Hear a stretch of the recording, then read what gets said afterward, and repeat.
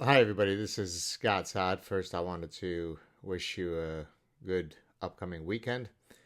I wanted to just briefly make some comments about the news that we found out today that the Russian activist Navalny has died in prison. He was 47 years old.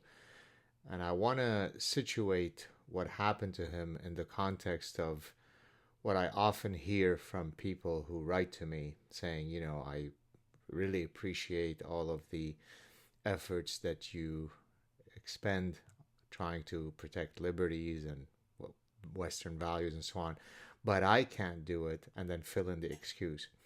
And so it goes something like this: I can't do it because I might, lose my circle of friends. I might not do it because I'll lose my job. If in academia, I might not do it because I don't have tenure yet. Or I have tenure, but I'm going up for full professor, so I can't speak until, I'm able to get full professorship. Or I can't speak because I'm applying for a grant. And I don't mean to make light of all of those uh, reasons that people come up for why they shouldn't speak.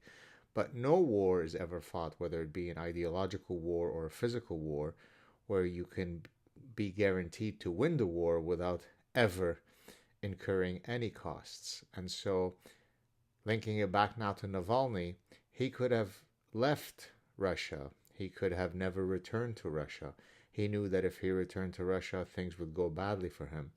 But his commitment to the cause, whether you agree with him or not, whether you're a Putin fan or not, Navalny was certainly engaging in costly signaling, knowing full well that he might incur the greatest possible cost, as we now saw, and yet he was willing to die for his principles. And so here I'm going to read for you a little snippet from my 2020 book, The Parasitic Mind. This is at the end of the chapter titled Non-Negotiable Elements of a Free and Modern Society. It starts on page 67 and then goes on to page 68 in chapter 3.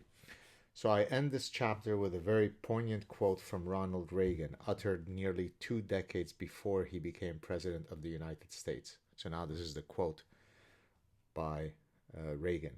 But freedom is never more than one generation away from extinction. We didn't pass it on to our children in the bloodstream. The only way they can inherit the freedom we have known is if we fight for it, protect it, defend it, and then hand it to them with the well-taught lessons of how they, in their lifetime, must do the same. And if you and I don't do this, then you and I may well spend our sunset years telling our children and our children's children what it was once like in America where men were free. So there you have it. There are always forces, even within what people take for granted as Western liberties. There are always forces trying to quell your freedoms, and it is only through the assiduous, consistent defense of these freedoms and liberties that are not the default values throughout human history. Right? The West is truly an anomalous experiment. Much of human history did not exhibit the types of freedoms that we've had in the West over the past few centuries.